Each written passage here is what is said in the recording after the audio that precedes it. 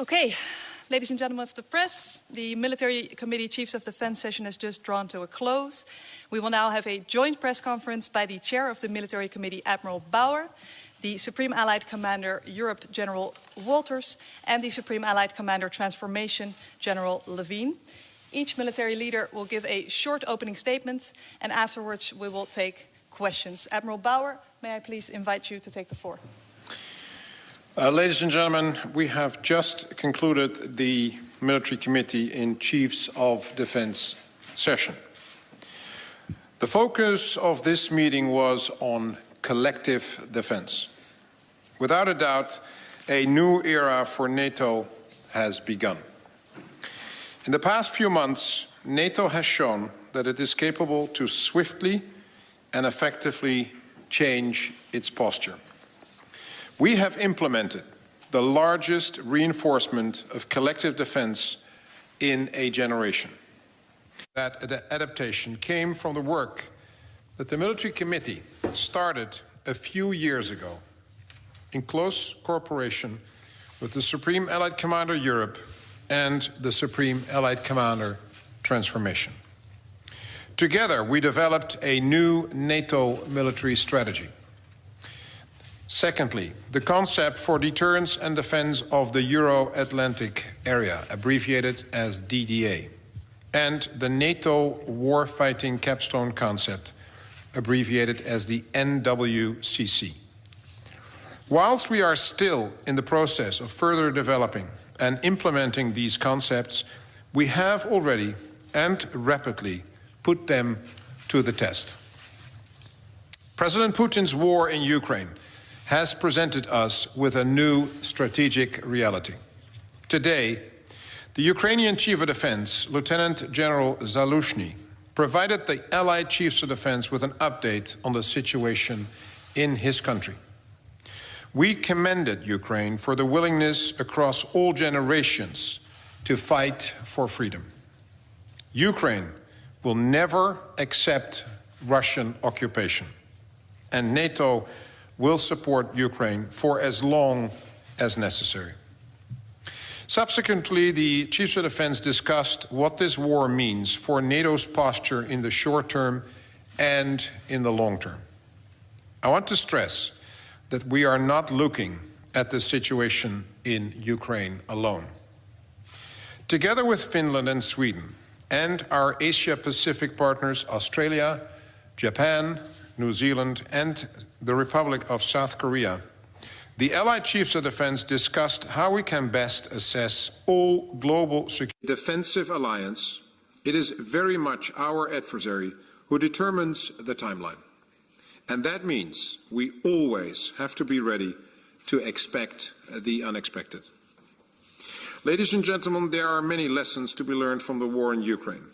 Most importantly, it has once again proven the importance of morale, to know what you are fighting for.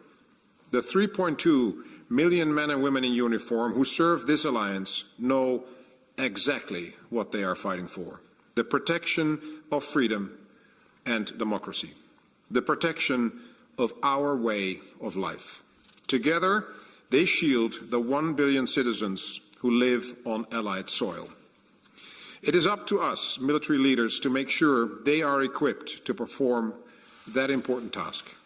I will now give the floor to our Supreme Allied Commanders to say a little more on their respective fields. General Wolters, the floor is yours. Thank you, Rob. Good evening. I'll keep my comments brief, and I'll focus on the support to Ukraine and the defense of the alliance. Ukraine is resisting this invasion with courage and determination. We support them. Allies are providing light and heavy equipment. All of this is making a difference, helping Ukraine defend its people, its territory, and its free and democratic future. The U.S. continues to lead these efforts with speed and agility, and from a U.S. perspective, we've provided nearly $4 billion in lethal assistance since the invasion. For the last 84 days, our focus is to support so that Ukraine can prevail. With respect to the defense of the alliance, we've responded in all domains and all regions to shield all allies. We deployed elements of the NATO response force to strengthen our forward defense. We now have 8 battle groups under NATO command deployed along the eastern flank. Under my authority as the Supreme Allied Commander for Europe, we now have over 42,000 troops and 120 jets at high alert, with over 20 ships ready to respond. Our land domain has seen a 10-fold increase. The air domain, a 50% increase of fighters patrolling the skies. In the maritime domain, we filled the standing naval forces. With respect to the United States, now in the United States we contribute more than 100,000 service members to our collective defense and the assure and deter efforts. We've also resumed training for our Ukrainian partners. The bottom line, NATO resolve and unity is as great as it's ever been. The performance of our Ukrainian partners facing this aggression has been very, very impressive. Thank you. And I'll now flip it over to our SAC-T Commander, Philippe Levine. Thank you very much, ladies and gentlemen. Transformation is about adaptation of our armed forces and our capabilities to meet the new strategic realities. But it is also vital for being able to tackle the challenges of the future. Transformation is not only technology, it is innovation, it is a mindset change, it is people and their new skills. The Russian aggression in Ukraine and the consequences that war produced for the security of the Euro-Atlantic area is an additional trigger to accelerate the path of transformation. We are, first of all, convinced that we have to continue with building our capacity to engage and be able to operate in multi-domain operations. That means that to operate effectively and efficiently in all 5 operational domains, land, sea, air, space and cyber. And this is both a strategic challenge and an opportunity. It is a challenge because we have to develop the ability to deal and synchronize with multiple actors, military, governmental, civilian and industry. And it's also an opportunity because we will be stronger together. And digital transformation, one of my priorities, which is essentially about digitally transforming the whole NATO, is expected to make us, the alliance, more agile and even more coherent. And this digital transformation is the most important enabler of multi-domain operation. A digitally transformed alliance will be better capable of understanding the environment by ensuring better situational awareness. And this will allow us faster decision-making and to benefit from synergy of data sharing. Digital transformation will, in short, enable us to be stronger by harnessing the power of multi-domain operations. It is the way to respond to this renewed grid power competition, the ongoing information technology revolution, and weaponization of space and cyber by our competitors and potential adversaries. And my belief is that this transformation must accelerate today. Our 30 nations have already validated this transformation that will allow us to preserve the alliance core added value, the interoperability. We are stronger together. Thank you very much.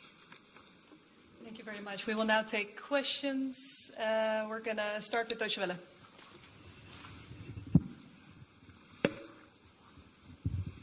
Hi, thank you. Terry Schultz with Deutsche Welle and National Public Radio. General Wolters, we've just learned that Generals Milley and Gerasimov have had a phone call. For you, what's the most important priority that can be discussed in a call after such a long time that there hasn't been such communication? And Admiral Bauer and anyone else who would like to speak, with perhaps a delay in the accession negotiations and possibly even the accession of Finland and Sweden. On the military side, what preparations do you perhaps need to adjust if these two countries are not going to be coming into under NATO's command? Do you feel need to be adjusted? Not that you will have to as NATO, need to be adjusted to make sure that these potential allies will be safe before Article 5 applies to them. Do you see any danger dangers for them in Turkey continuing to block accession negotiations? Thank you. I'll just go ahead and take the first part. I think what we all want the most is for diplomacy to come to the forefront. And if that conversation took place, it is my hope as a result of that conversation we get one step closer to achieving a diplomatic solution. With regard to Finland and Sweden, I mean, their accession request is just in. And there's a normal process where the nations are looking at that request. And then there's a sequence of things that need to be done. And at some stage, we are at the point where the nations need time for ratifying, if all the nations agree to those two countries to join, then a time period starts where we need to ratify the treaty within the 30 allied nations. And then during that time, basically, it is important that, of course, the two nations have security assurances, which is not the same as Article 5 because they're not a member yet. And as we all know, there's a number of nations or groups of nations that have basically already talked and agreed to assist Finland and Sweden and to provide them with that assurance. Okay, thank you very much. Al Jazeera. James Bay's Al Jazeera. It's following up on that. I'd like the perspective from the three of you, as we've got the top generals in the room, on those two new candidate countries from a military perspective. What do they bring to the alliance? Well, I'll be more general in my remarks. Finland and Sweden are our closest partners, and for a couple of years already. So in that sense, we are used to work with them in terms of our exercises in several operations. Those nations have contributed to operations of NATO. It is about interoperability. It is about connectivity. It is about modern capabilities that the nations have.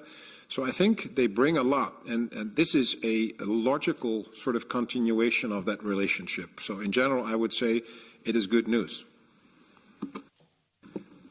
And I would just add our NATO military strategy promotes comprehensive defense and shared response. And these are two nations that are very skilled in promoting deterrence. So in all domains, as you would expect from a military perspective, in air, land, sea, space, and cyber, we will be able to share tactics, techniques, and procedures with Finland and Sweden. They will be able to share with us. And there are unique regional aspects that they have more expertise on than we've seen in the past. And the sharing of those tactics, techniques, and procedures will enhance the overall deterrence capability of NATO. Thank you very much. Politico? If I may, just as you say, expertise, modern tools. They've got also innovation in their armed forces. They've got a strong defense industry also. So for NATO is of course very important, and they have they've got center of excellences, so they can bring a lot of expertise in their domain. Thank you. Thank you very much. I'm Lily Byer from Politico. How are you balancing calls from Baltic and Black Sea countries for a larger NATO footprint in their areas? Can the alliance beef up presence in both areas? Again, we have a NATO military strategy, and from that strategy, we constructed a concept called the Concept for Deterrence and Defense of the Euro-Atlantic Area. It ensures that we're balanced in all regions and in all domains. And we've certainly been practicing that concept over the course of the last 3 years to ensure that for every deterrence gain that we have in one point, we look for vulnerabilities in others to ensure that across the board in all regions and in all domains, we're applying the appropriate forces to support NATO as a defensive alliance to ensure that we have comprehensive deterrence. And that obviously applies in the Mediterranean, in the North, in the Atlantic Ocean, in the Baltics, in the Black Sea, and certainly in all domains. And we'll continue to do so in the future, and that is exactly what the concept for deterrence and defense of the Euro-Atlantic area calls for. And to add to that, in terms of the general discussion, it is a response, basically, to the changed posture of the Russian Federation in Belarus and in Ukraine. And that's what the leaders talked about already in terms of a change of our posture that needs to be looked at, and that's what we're doing. Thanks for the question. Natalia Drozdiak from Bloomberg. I understand the allies are discussing changes to the long-term defense posture, and I'm wondering how that might change if Finland and Sweden do become members. And secondly, are you considering positioning any sort of permanent NATO bases or even nuclear weapons in those countries if they do become members? Thank you. We're excited about the potential accession of Finland and Sweden. And when it comes to posture, one of the luxuries that we have in NATO is a very, very gifted exercise program that's been tried and tested over and over again. And one of the agreements that is certainly going to come into play is when we do have the official accession, as we start that process, militarily we will begin to exercise together, and we will find out where we may have some seams and vulnerabilities, and we'll be able to use these exercises to improve upon some of these potential vulnerabilities so that as we go forward, we're a stronger 32 than we were in the past as a result of heavy and comprehensive exercising. And it's important, NATO is consisting of 30 sovereign nations. So every nation decides for itself whether or not it wants more troops in terms of the posture. So the whole discussion on the battle groups is not something NATO is forcing onto nations. It is a combination of requests from nations and a discussion who is going to help those nations if they have that request. So one of the discussions we will have if Finland and Sweden will become a member is whether they actually want that. So because we are not forcing anything on anyone. This is a discussion amongst sovereign states. And if I may add something, and we already mentioned the word of interoperability. And of course, we are working, and we've got already some exercise with Finland and Sweden, and so they are very interoperable. But we will continue to progress in that domain in order to make them more interoperable. I mean, it's not only a question of technology, or it's also a question of education of the people, and of course the training. In order then. 30 plus 2 will be more than 32. Thank you very much. Financial Times. Hi, Valentina Bob with the Financial Times. I think my question is for General Wolters. It's more of a maritime question, so bear with me. In terms of this new rebalancing that you've talked about, and you said that we are covered in the north and the south and the Mediterranean, Black Sea and Baltic Sea. Specifically in the Black Sea, do you see a role for NATO, if not as an organization, but maybe NATO member states, naval forces, to perhaps escort cargo ships that are blocked now because of the Russian aggression, and this whole blockade is contributing to the rise in food prices around the world. Do you see a role perhaps there for, if not for NATO, then for member states' maritime forces? Thank you. Certainly member states have the right to make their own decisions about how they would like to apply their maritime forces. As you well know, in previous years and previous months in the Black Sea, many nations have traversed. They are international waters. They will continue to be international waters. In NATO, we're always concerned about the right to passage in international waters and international airspace, not just in the Black Sea, but in the Mediterranean, extending all the way to the Atlantic, all the way back around to the Arctic, back into the Baltic Sea. So the comprehensive utilization of safe passage in the maritime is important to all of us. And from a NATO perspective, we'll continue to promote that in all quadrants and in all regions, certainly from the Black Sea as it extends to the Mediterranean, to the Arctic, back to the north. Thank you very much, Yuri Shiko, Ukrainian service of Deutsche Welle. As you talked today to Ukrainian Chief of Defense, so can you tell us your military assessment of the current situation on the battlefield? How long do you expect Russia to be able to continue the current offensive push on Donbass, and when do you expect maybe Ukraine to be able to start a counter-offensive to liberate its territories? It's a question to both Admiral Bauer and General Wolters. Thank you very much. Well, we all have our opinion about what is taking place, and I would just tell you that most of us look at the situation as it currently exists, and we use the term grinding. What we're very concerned about is Ukraine being able to achieve their sovereignty and their independent state. And as the campaign continues, what is most important to us is our support to the Ukrainian armed forces, and that will continue. But what it also shows is the tremendous morale that the Ukrainian forces have and the importance of morale. So it is not only about capabilities, technology, weapons, but it is about the will of people to fight for their own nation, whereas the Russian soldiers, many of them probably don't even understand why they are there. And that is a huge difference when it comes to the success of the military. It is not only missiles, ammunition, capabilities.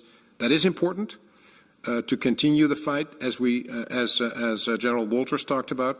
It is about being able to continue to fight in terms of the support. But if you are unable to understand and to explain why you are fighting, that's a huge difference from the Ukrainian soldiers that actually fight for their existence. And that's actually what we saw happening and what General Zaluzhny was talking about.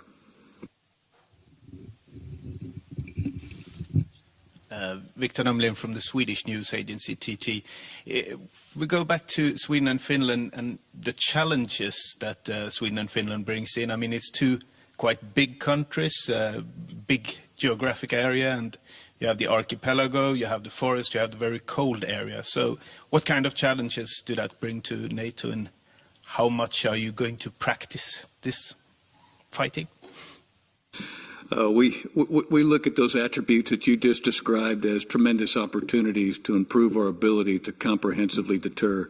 And we've, as you well know, we've had a very robust exercise program, an activities program, and an investment program with Sweden and Finland from a NATO perspective for a very long time.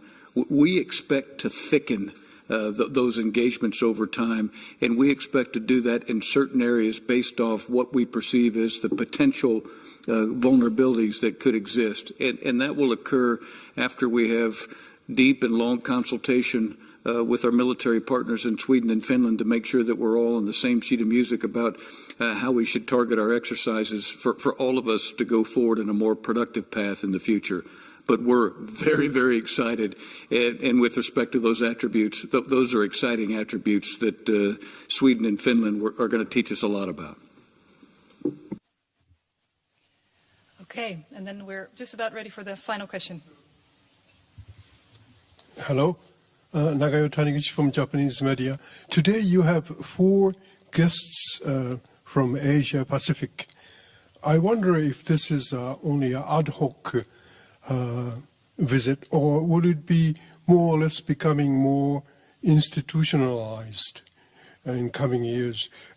Secondly, the communique that I have received, it says you discuss regional developments. Could you elaborate what kind of discussions and priorities were discussed in a more concrete way?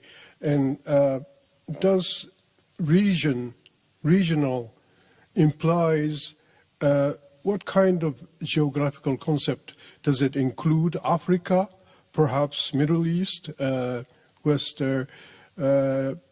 these other regions a bit wider than we have a concept of the Asia-Pacific. Thank you. First and foremost, this is not a coincidence that we're talking to these nations. So for a longer time, those four nations, Japan, Republic of South Korea, New Zealand and Australia, are partners of NATO. And the fact that they are not every time here in every meeting is for a reason, because they are not part of the Euro-Atlantic area, which is our operations area, so to say. But the interesting thing of the discussions we had is that there is a lot of similarities when it comes to the challenges of those nations. They are challenged in a different way than we, but to exchange those experiences is what we did basically. And I think to learn from each other when it comes to the rules-based international order and the challenges that both NATO nations and the four nations that visited us today is in many ways similar. And so we learned from each other. I visited the Republic of South Korea in April. I will visit Japan very soon, in early June. So this is a commitment of both those nations and of NATO for a longer term. Okay, thank you very much. Have a good evening. This concludes the press conference.